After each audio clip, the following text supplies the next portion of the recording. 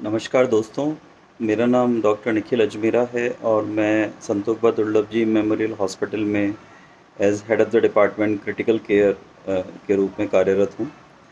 आज world sepsis day के मौके पर मैं आप लोगों से कुछ जानकारी जो है साझा करना चाहता हूँ। सेप्सिस क्या है और ये कैसे होता है, इसके क्या दुष्परिणाम हैं।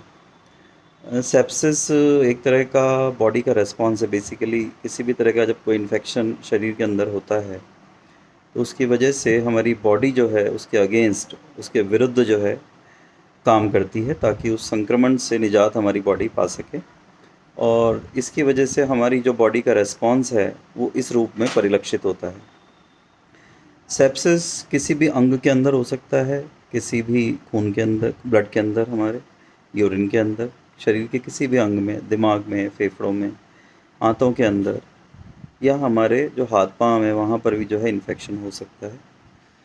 इस इन्फेक्शन के कारण हमारे शरीर में जो लक्षण आते हैं वो होता है कि एकदम से तेज़ बुखार का आना, या ठंड का लगना, या दिमाग में परिवर्तन का आ जाना, या नहीं मरीज का बहुत ज़्यादा ड्राउजी या नींद में रहना, मरीज़ को बहुत ज़्यादा दर्द होना, ये सब लक्षण इसके हो सकते हैं। अब इसके लिए सबसे इम्पॉर्टेंट है कि हम इन लक्षणों को पहचानें और इस बारे में हम तुरंत जो है इसका इलाज शुरू करवाएं। हम डॉक्टर को दिखाएं, क्योंकि प्रत्येक 1 घंटे की देरी इस सेप्सिस के इलाज में 7.8% यानी करीब करीब 8% जो है हमें मृत्यु की ओर ले जाती है।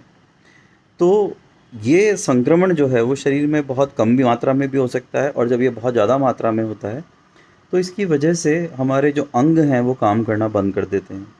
और जब अंग काम करना बंद कर देते हैं तो ऐसी स्थिति बनती है कि हमारा ब्लड प्रेशर वगैरह भी कम हो जाता है। इसकी वजह से हमारी शरीर जो है वो काम करना खुद स्वतः ही बंद करता है। इसके लिए हमें फिर मरीज़ को बहुत ज़्यादा लाइफ सपोर्ट सिस्टम्स पे रखना पड़ता है, जैसे डायलिसिस का रिक्वायरमेंट है या वेंटिलेटर का रिक्वायरमेंट है। तो ये सब चीज़ें होती हैं। तो मेरी आप सबसे ये निवेदन है, और हम इससे बच सकते हैं कि अगर हम मरीज़ को वैक्सीन लगाएं, जैसे कि न्यूमोकोकस का वैक्सीन लगता है, या इन्फ्लुएंजा के वैक्सीन लगते हैं, हेपेटाइटिस के वैक्सीन लगते हैं। तो ये सब जो इन्फेक्शन है इनके अगेंस्ट में वैक्सीन से जो जितनी वायरल बीमारियां हैं बचपन में, उनके अंदर भी सबके वैक्सीन लगते हैं।